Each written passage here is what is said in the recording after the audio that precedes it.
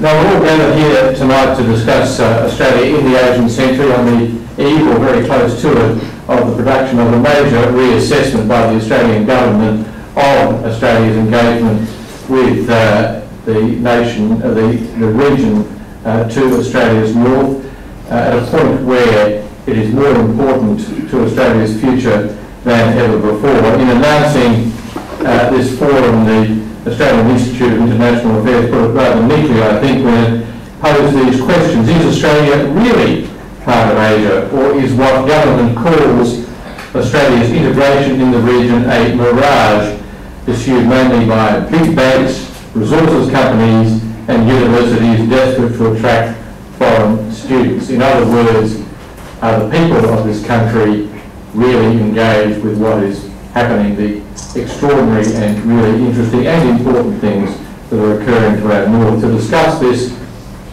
subject, we've got a very distinguished panel, a tribute in fact to the Institute and its ability to pull these people together. To my immediate right is Ambassador Yoshiji Nogami, who is currently President of the Japan Institute of International Affairs and of course a former Japanese ambassador to the UK. Immediately to my left is Dr. Ruan Zongze, Vice President of the China Institute of International Studies, and he has also had a distinguished career within the Chinese diplomatic service, working in the Chinese embassy in the UK as second and first secretary, and also in a role as Minister Councillor at the Chinese Embassy in the United States.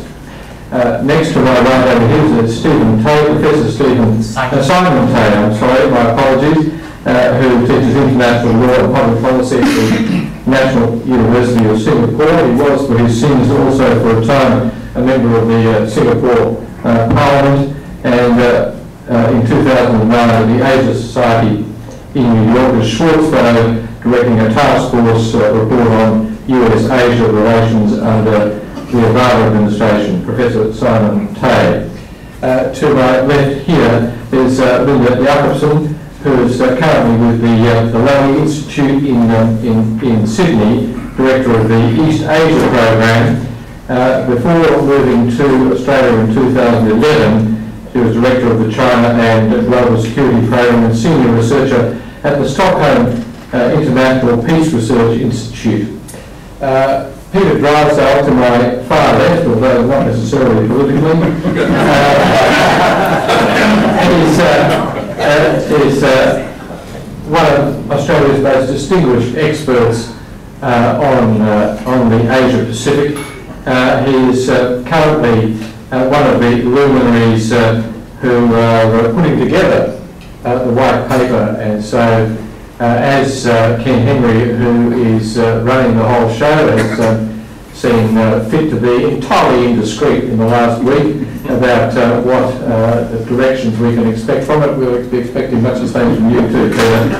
And on the right here, one of Australia's most distinguished diplomats of the last 2 or 3 decades, John McCarthy, who finished up as High Commissioner to India. But it's fair to say, I think, that during his time as a member of the Australian Diplomatic Service, there was not really a post of importance that he did not hold, running from ambassador to Vietnam, Mexico, Thailand, the United States, Indonesia, Japan, and India as well. And he is, of course, your President of the Australian Institute of International Affairs. So those are the people we've got to discuss this very, very important topic. The way I'm intending things to go is that we'll get a contribution from each of the members of the panel, not too long, and then questions that will arise, I will discuss with them, and also there will be more than adequate opportunity for contributions to the floor, questions and so on from all of you who have come out on this extraordinary Sydney day. We've started with 27 degrees and ended with me as a drowned rat. But I might start first of all with Ambassador Nogami, and I'm I'm just wondering whether I'd ask you this question, Ambassador. Is the Asia that Australia is preparing for already perhaps a thing of the past? Have the economic shocks of Europe and the United States changed the landscape yet again in ways which will require significant adaptation by the export economies surrounding China, Japan and India, so that they are once again being required to adapt? The Asian economies will muddle through this difficult period. If they can come up with a sort of more sustainable growth model, the financial programs, financial and fiscal programs played in Europe will be here to stay for another decade. I can assure you, because we've been through this. Japan went through this very difficult sort of collapse of asset financial bubble some 20 years ago, and we are still suffering from it. United States, given its political division, will not be able to come up with a credible solution for this fiscal cliff issue. So U.S. will show some growth, but the growth is not really sort of long-lived and also vigorous. It's going to be anemic. The Asian countries have been dependent on the external demand for far too long.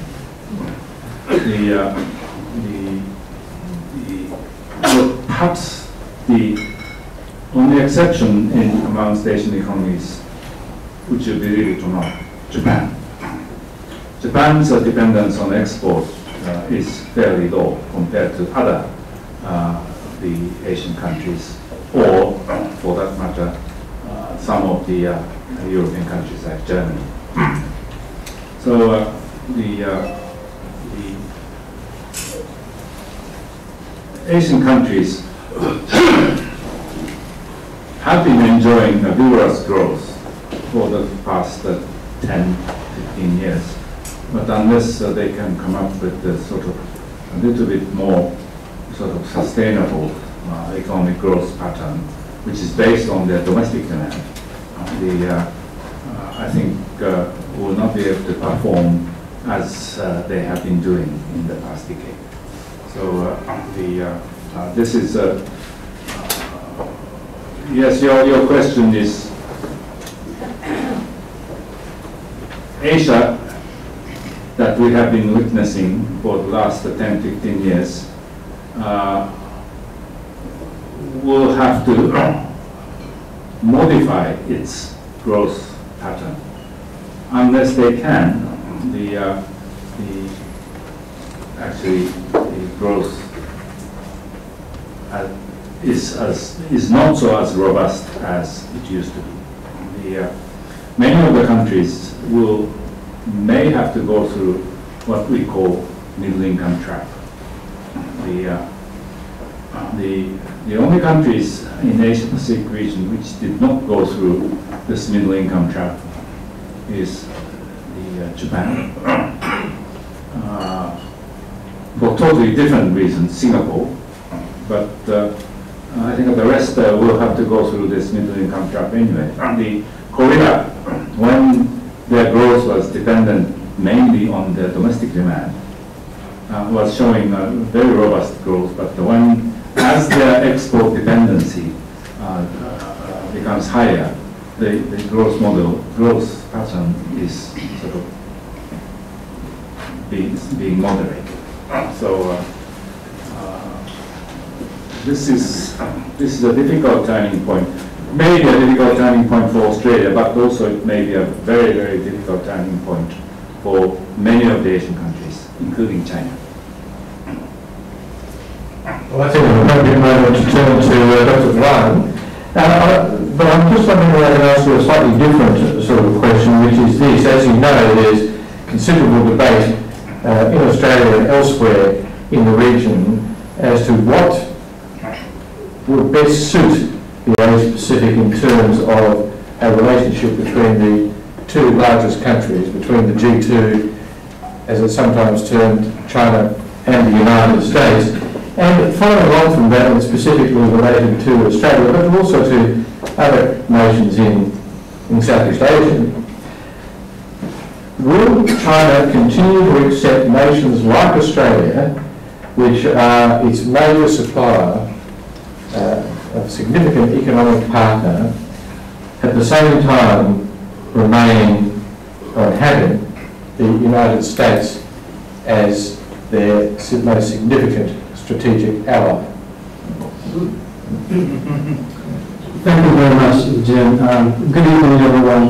It's my great honor to be here. These are the key questions, actually the key debates back in Beijing and somewhere else. Let me make a few observations pretty briefly. First of all, about the two most powerful countries, or not just the countries. This morning I just came from Middleton. I was told that there is a kind of a potential rivalry between Syria and Middleton. It's always difficult when you become number two and number one.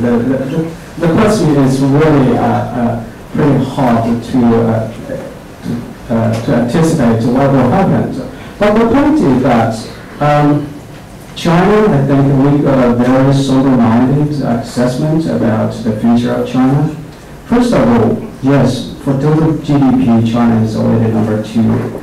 But if you look at the quality, we have a long way to go.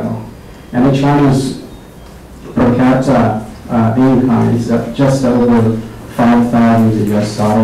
So, and also we do encounter enormous problems internally.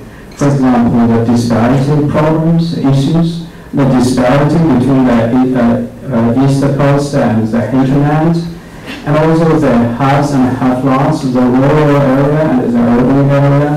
And also the other problem is everything for the policymakers, how to create 20 million new jobs each year.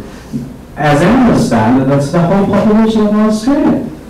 So this is the number one issue for them. And secondly, how to make the structural reform in China. Just my previous speaker, ambassadors in here, let me mention about there is a challenge for countries in Asia, particularly for China. China's economy has been export-oriented for the past 30 years, but it will be unsustainable.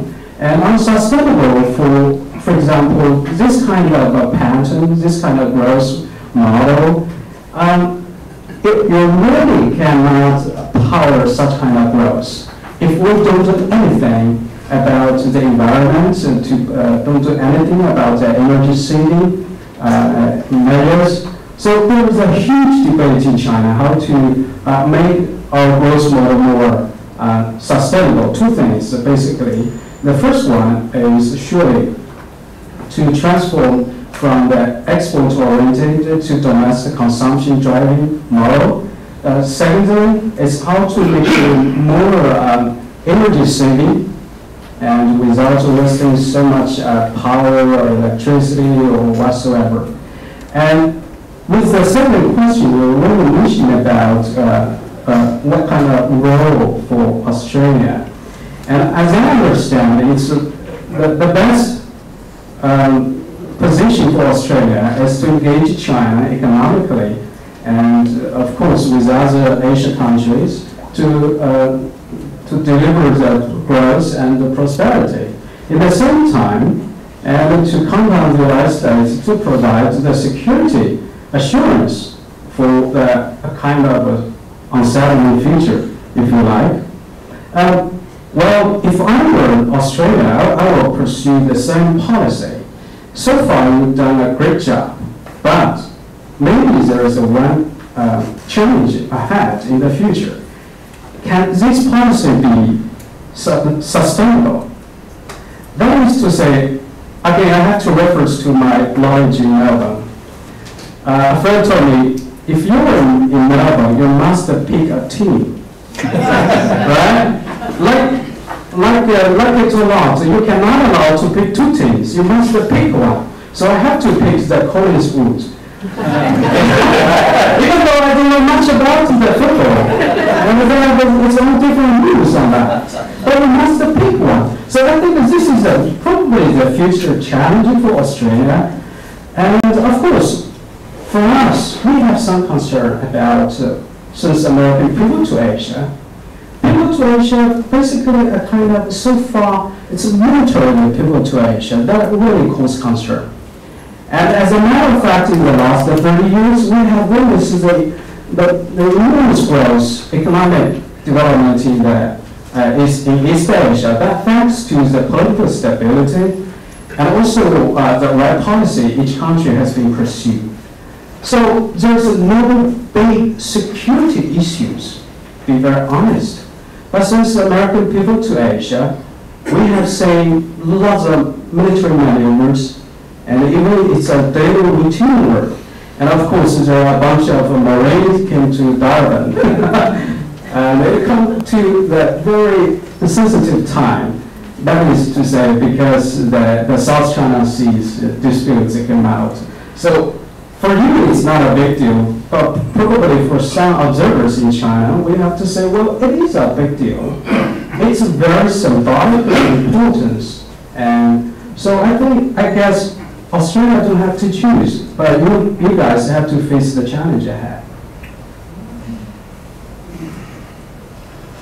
Indeed, we do. And I was going to turn this to Simon, but given that we are dealing with this particular question of strategic relationships, etc., etc., I thought I might go straight to Linda, because, as you know, Linda, there's been a very feverish debate in Australia recently about exactly where Australia should place itself as far as the United States and China is concerned, with advice being given by people like Hugh Whitehead and Paul Keaton, more to the point, that China must be given strategic space by the United States, and that Australia needs to be more adept in managing its relations with China, particularly over questions like the announcement of American troops being based in Darwin. You've written about the need for political trust between Australia and China. Is this one of the keys as Australia looks at how it does engage with Asia in the 21st century? Thank you, Jim. Good evening, everyone. It's a real pleasure to be here. I've already been over a year in Sydney, but it's my first visit to the Australian Institute for International Affairs, so good to be here. I'm going to pick up on both the question and something that Professor Ruan said, you have to choose. That's exactly what I, as an outsider, after studying this situation for 14 months, have come to the conclusion that Australians don't want to have to do. And I think that's very wise. I don't think that they will have to choose, but I have advocated strongly that Australia needs to put a lot more emphasis on building political ties which are far lagging behind the economic ties, the very robust economic ties between China and Australia. Why political trust? Inevitably, in every relationship, even a very robust economic relationship, there will be ups and downs, there will be problems, not only in the area of security. There will be other kinds of problems, even related to the economic ties. And without political trust, without the leaders of the two countries knowing each other well enough to pick up the phone to deal with problems, it's going to be very difficult to manage this relationship.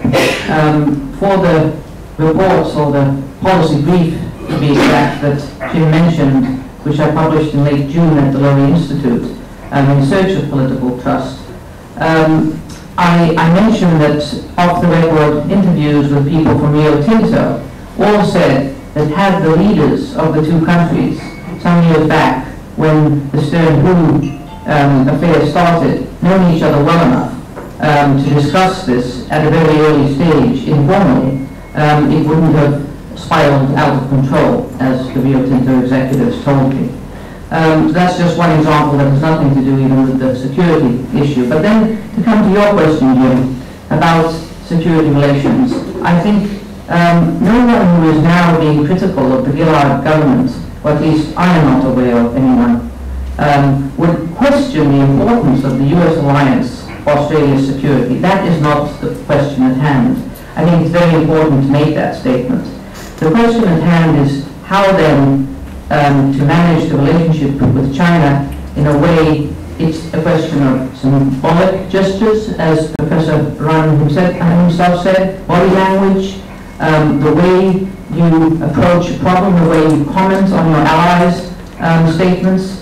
I think that Dick Wolcott has made a very good statement that an alliance doesn't mean compliance, but being a good friend doesn't mean that you always agree.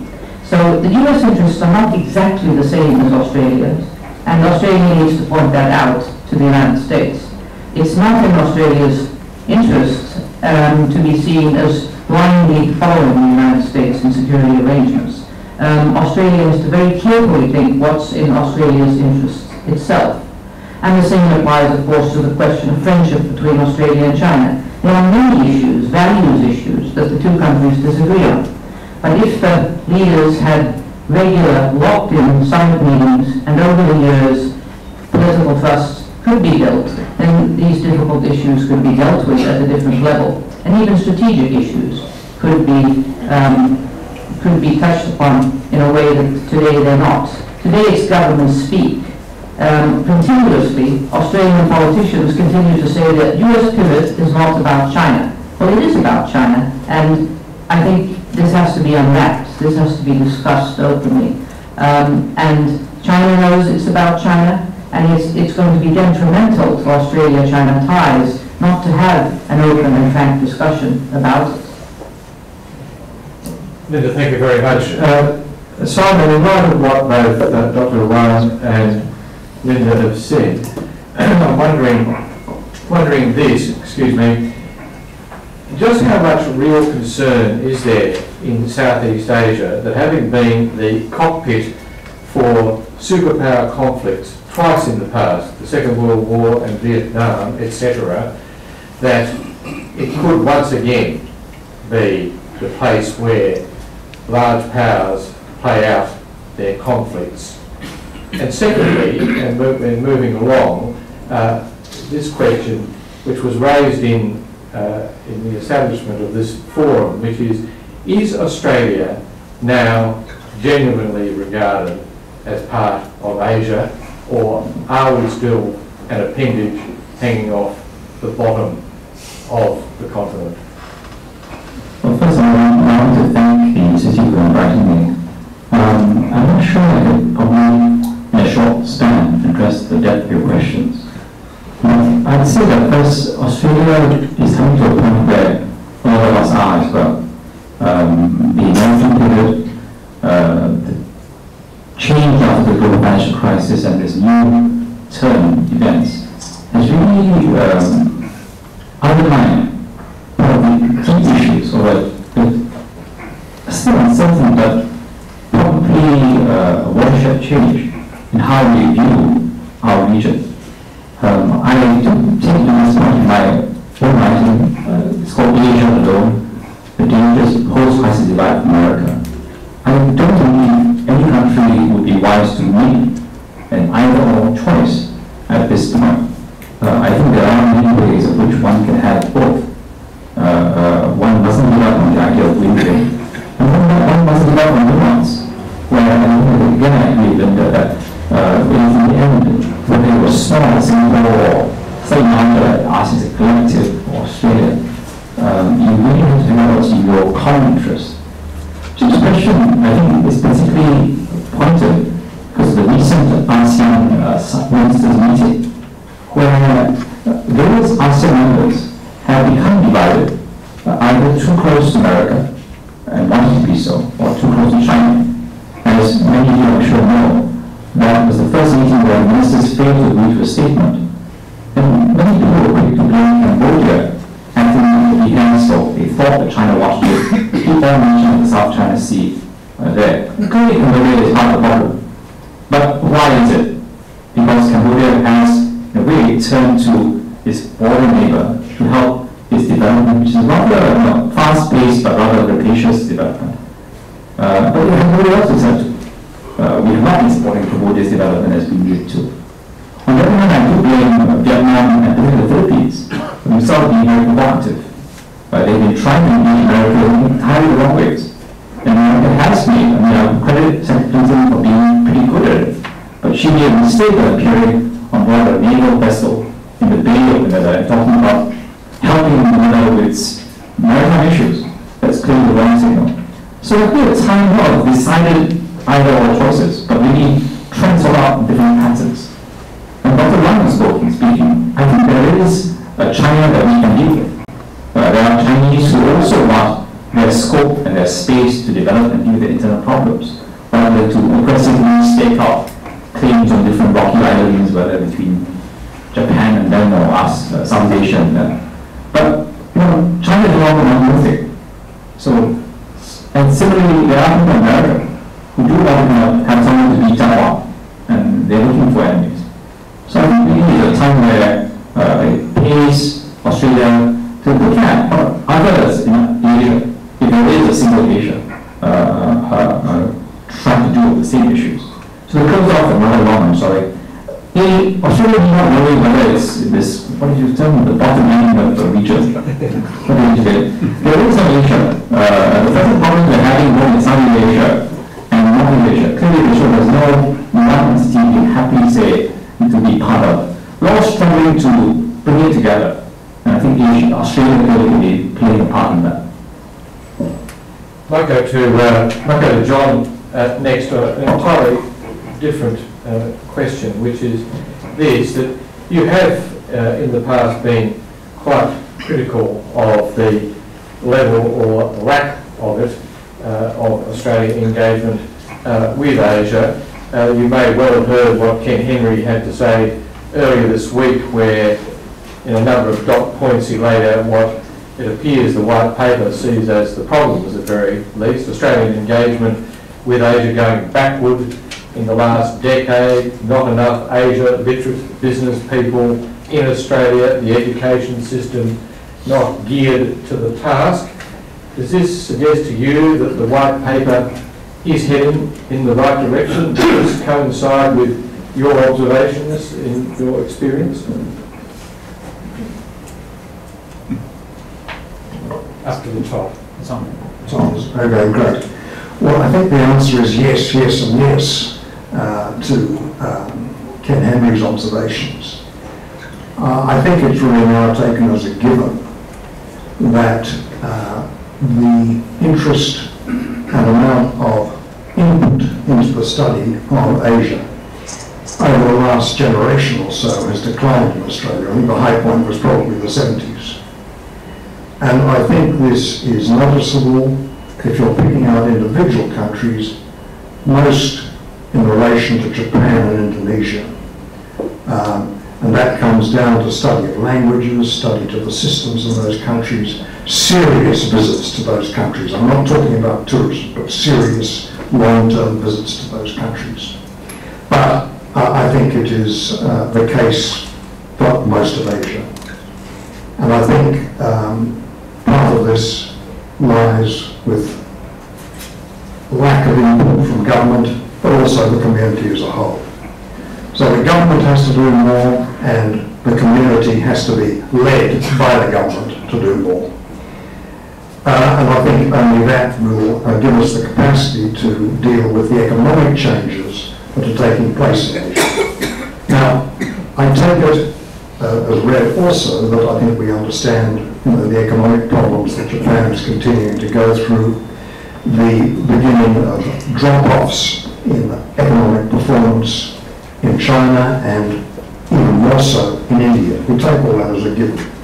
But that doesn't contradict the fact that the fulcrum of economic activity has clearly moved from the Atlantic to the Asia Pacific, and that is going to continue to be the case, and that our destiny is wrapped up in that. So we need to do more. What worries me is not that Ken Henry's report, because I've got a lot of respect for him and I've got for Peter Drysdale, but they won't deal with the economic challenges satisfactorily from Australia. I'm quite sure that they will. What concerns me is what I'm picking up about a disinclination on the part of government to put resources into where they need to be put to deal with the challenges of Asia. That means in education in Australia, it means in the Foreign Service, my old game, but you know, the fact of the matter is you can't engage Asia properly while your Foreign Service is being continually depleted. You can't do it. And to avoid that challenge is really going into the future quite blindly to some of the problems we face. Equally, Australians just have to be brought, and needs to bring to the attention of Australian business that there are challenges and opportunities in Asia that they need to take advantage of. I always hesitate in telling business how to handle their bottom lines. They are, after all, the people who make the losses. But nonetheless, if you look at the opportunities, particularly for Australian investment to Asia, those opportunities are not being taken advantage of to a sufficient extent. That's probably enough for me, Jim. Thank you. Oh no, never enough, Peter. Not never enough at all. But Peter, I just wondered, just picking up on what we've heard here so far, how this coincides with the direction which you and your fellow reporters, if I can put it that way, people who are preparing the report, are going, how that coincides with what you see as your targets, your goals, and coincides with the glimpses that we have had from Ken Henry already, and what else you may feel inclined to confide in us.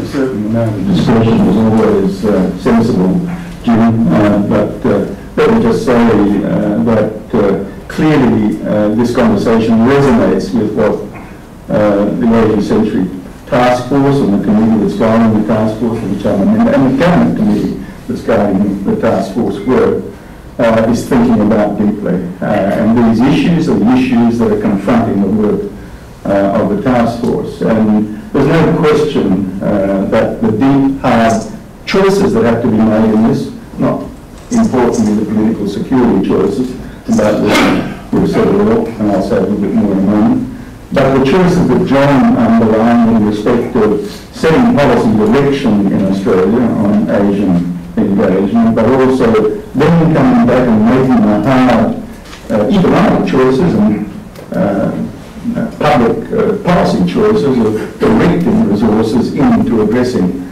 those issues over time. But I emphasise that a real big part of the task is the setting direction thing. As John said, I think we have lost direction. It wasn't from the 1970s that we lost direction. It was really after the 1980s that we lost direction. And the 1980s was the high point of Australia's commitment to engagement in Asia. And then we lost direction after that for various reasons that we'll leave aside for the moment. Nothing is going to be wrapped up in a little bundle at the end of this process and so it's, in a way that says, you know, we've recommended this, we've recommended that, we've recommended this here and so on, and that fixes Australia in the Asian century. That's not a sensible approach to a policy challenge, which is of a strategic kind that faces Australia in the Asian century. What's important to do is for the government and all the community engaged by the government to set directions in policy that will be delivered over time, many of them quite long term, with involvement by, as John mentioned, a whole range of interests in the community, business, educational interests and the rest. Let me say that I'm really quite optimistic about this process. First of all, about the engagement. We've had a huge process of consultation. I'm sure everybody here has made a submission to the Asian Century White Paper process. But if they haven't, then they've been engaged in some way through consultations with business, with community interests, education interests, all levels of government, every state and territory in the Commonwealth, talking about how they view Australia in the Asian century. And that has been a very encouraging process, because for one thing, as Simon made the point in another way, but for one thing, Australians don't consider this question of being part or otherwise of the Asian century. They assume we're in the middle of this thing now. That's the predominant assumption. And that the exercise that we're engaged in through the Asia century white paper process is one that's palpably welcomed and is seen as long overdue. So that's a very encouraging thing. The other encouraging thing is that the process itself has already instigated a whole range of responses independently by institutions that have an interest in that. My own institution, for example, has already made commitments which were sprung, as I said, by the business of being challenged by thinking through the Asia Century White Paper process to do different things with the resources it has command over doing in respect of lifting the game on engagement with Asia. Where we've got the biggest concentration of people working on Asia in any English-speaking country, in any institution, any English-speaking country. But can we do better? There's no question that we can do better. And there are various ways in which initiatives are now being put in place in response to the Asian Century White Paper process that will see us do better. And that's not only true of the education institutions, it's also true of the business community. We've got Mark Smith out there, I think, in a week or so's time, delivering his workplace in the Asia Century report, which has been done in conjunction with Asia Link in Melbourne. That's a very important initiative that's come alongside the process and reinforces what will clearly be important directions in thinking at the end of the day. So that's, I think, the first thing to observe. The second thing to observe is that when you come through thinking about these things, you have to take into account the sort of questions that Ambassador Nogami raised about, the future of Asia. My response to that is to say, we're in the Asian century. The future is here. Asia already accounts for 30% of global output. And we are more exposed economy to that part of global output than any other economy in the world, with the exception of Indonesia, measured by all the standard economic indicators you would like to measure by. So we're in the Asian century now, and have we positioned ourselves in various ways in respect of getting the economic policy settings right, in respect of taking the regional initiatives which would comprehend entirely new sorts of relationships with the big new emerging powers in Asia. We've got a very strong, comfortable and reliable relationship which is buttressed in various ways with Japan and other countries, ASEAN countries, for example, but China and India and Indonesia are going to be very different countries in 10 years' time from what they are now. They're really very different countries from the countries we thought we were dealing with only 5 years ago, frankly. So these are the issues that are very much on the agenda, and they come also, they cut across also the choice which Dr. Ruan emphasised. Let me say about that one very clear thing, and I'll end here, Jim. When we think about Australia's foreign policy choices and the alliance relationship with the United States and our political relationships and alliance relationships with a number of other countries, I think about it in these terms. It's not a question of becoming a part of any country's suzerainty, either the United States or China. Not a question of making a choice in those terms. We're an independent country. Perhaps we haven't, as Peter said, articulated our independence in the way that we need to in these circumstances, but we ought to, if we haven't, we ought to make it clear that we use the American alliance relationship for our own national and independent purposes. And we'll do the same with the growing economic and political relationship with China, if we're half sensible, and and both of those things will intersect in ways that we have to manage in nuanced and delicate ways. But can it be done? Of course it can be done. If we define our foreign policy interests based upon independence of action, not based upon some notion that somebody else is going to carry the can for us in any circumstance we like to accidentally put ourselves in, as we've done from time to time in the past. Peter, thank you very much, and thank you to all of you for what you've said so far. In a moment I'll answer some questions from you, the audience, but just before I do that, I'd like to ask our overseas guests this one question. As Australians, we like to think of ourselves as being noticed in the rest of the world. But I'm wondering whether that is actually a fallacy. I mean, just how much attention does China, for example, pay to what is going on here? How much does it really matter to China? And I'll ask the same question to our guests from Japan and Singapore too, but Dr. Ruan, I wonder whether you could give us a candid answer. I'm sure you're not going to like it. The shortcut for Australia to make a big news in China is some bad news. For example, we rejected the Huawei, for example, and based. So that really work. Australia is number one in the world. Huawei has been rejected by Australia for security reasons or whatsoever. So that's the shortcut. But having said that, overall, China-Australia relations has been in good shape. I have to say in good shape. And this relationship has been so intensified. I was joking with some of my friends. People say, well, China will committed to peaceful I think Australia already peacefulized with China. It's a win-win scenario. It's a win-win scenario. China depends largely on Australia's resources and others, and of course Australia benefits from China's growth dividends. So this is absolutely win-win scenarios. But if you look at the future, let me touch upon the future. A couple of days ago, it really struck me, that is to say, China's urban population for the first time in the history overpassed the rural population. What does that mean? That means China already has more than 600 million people in the urban area.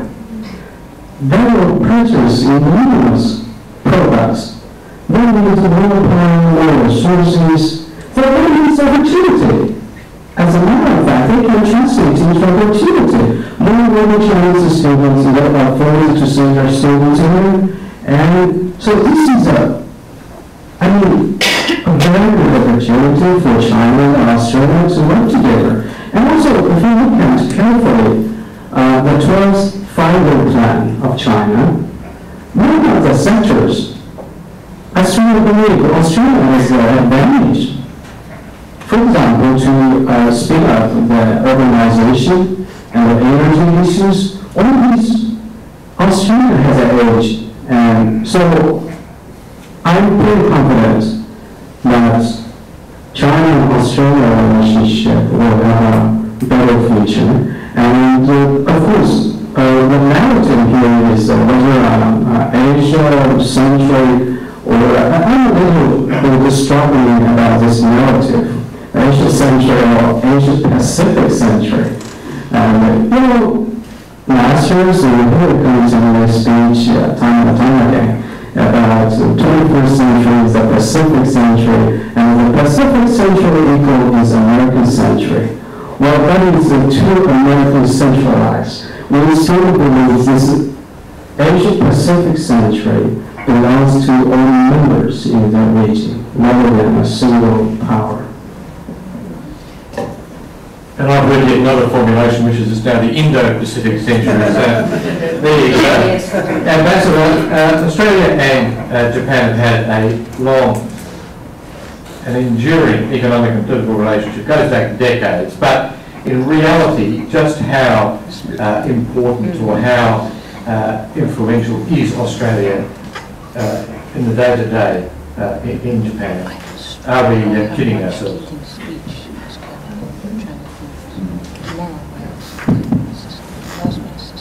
Australia is one of the very few OECD members from Asia-Pacific region. Australia, New Zealand, Japan, Korea. This says a lot of things. Second point,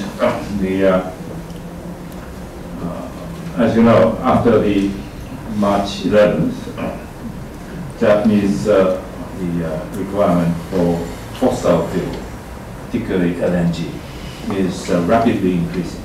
I don't know whether we can afford this import bill of LNG, but Australia is really a crucial supplier.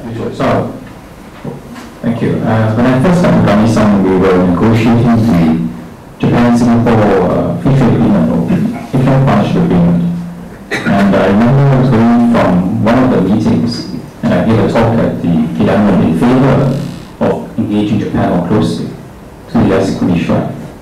And my grandfather actually was taken away, tortured, and killed by the Japanese at that time. So it is a very complicated, personalized issue. And it's a question of often whether we want to look backwards and use the past, or whether we want to look forward into some sort of future where even we can't agree exactly, we can sort of calm some of these issues. And certainly I think Jim is right that it's actually in the interest of some people to actually stir things up. I know those who believe that there are elements in China who use the nationalist card, but having done so, I would say I'm watching the next few weeks with great interest because in 2005 I really thought there was a government hand. Now I think that it may have run so much out of control that I'm not sure China can put it back in the box. On the Japanese side, though the government, is stable, the governments are strong. That's the government. So one of the things that happened in this recent time was that two ministers went to Yasukuni, following their private capacity. And the alarming thing is that Prime Minister Mura sort of frowned on it and could not stop them. And similarly, the tit for tat thing, Chinese activists, or maybe we don't know, but then they're followed by Japanese far right, who are certainly not the majority opinion in Japan, but they can't be stopped either. So I'm afraid that we may end up with a kind of very visceral argument run by extremes on both sides. And that's why I think maybe you've got to make an effort, as you said, for rationality. Now, the alarming thing therefore is when ties get cut off even more. And what happened in 2005 onwards really was that the leaders of China and Japan didn't talk, but didn't meet for, 3 years actually, except when ASEAN called the meetings. And similarly, right now, the Japanese foreign finance minister has said he will go to Seoul over, you should tell him that there are a lot of Japanese going to Seoul because he doesn't want to know. So I'm hoping that, but these are difficult times. We expect a Japanese election, and it will be perhaps, a change. So the DPJ are hanging on by a thread. China has no elections, but with the leadership transition, they want to be popular. So I'm afraid there's no easy way out, and I think in the short term we are looking for rough waters. Jim, I wanted to add just one brief... Yes, just if we are getting close to 8 o'clock, Peter, one brief remark, and then I think we probably better wrap it up. People have got other things to do. Just on this issue, one of the interesting paradoxical things, I still think that Bob made about it's everybody's Asian century. One of the things we discovered in the consultations around the region very powerfully was many leaders said, why aren't we doing this? Why aren't we on the front foot doing this? Is something the same kind as you're doing now. On this question of Japan and China, one of the paradoxes is, of course, that there are two countries that have these baggages of history to deal with. There's no question about that, and they have to be dealt with in various ways. But the fact of the matter is that there are two countries that now have the second largest bilateral economic relationship in the world. And the other paradox is that this relationship grew through the period of an idea of these political tensions between China and Japan in the Koizumi period and so on, to agree with such a prominent economic relationship.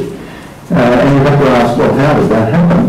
How did this paradox occur? And of course it's important because both countries are involved in a global system. It's not just a bilateral system which protects business and the development of commerce in various ways and gives confidence in that despite these tensions.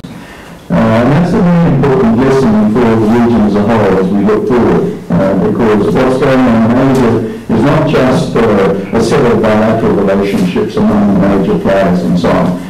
It's a part of a global enterprise, one that's cemented within global arrangements, in which global arrangements act as a ballast and a protection to the participants in the process. So one of the things that I take away from this kind of conversation all the time is how important it is to give priority and attention to those global institutions which protect the way in which we do business with each other in the world today. A very thoughtful concluding remark, and Peter, thank you very much. We've had a fascinating insight into the complexities of what lies ahead, not just for Australia, but for all the nations of this profoundly important region. Before I hand over, Colin, I'd like to thank Peter, Linda, Dr. Ruan, Ambassador, Simon Tate, John McCarthy for their contributions. Thank you all very much.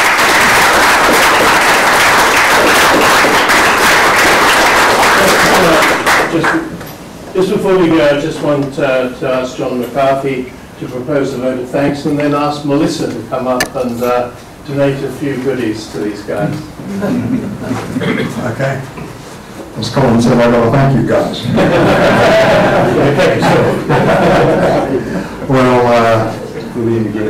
Ambassador Nogami, Professor Ruan, Professor Tay, thank you very much indeed all for coming tonight, and thank you for enlightening us.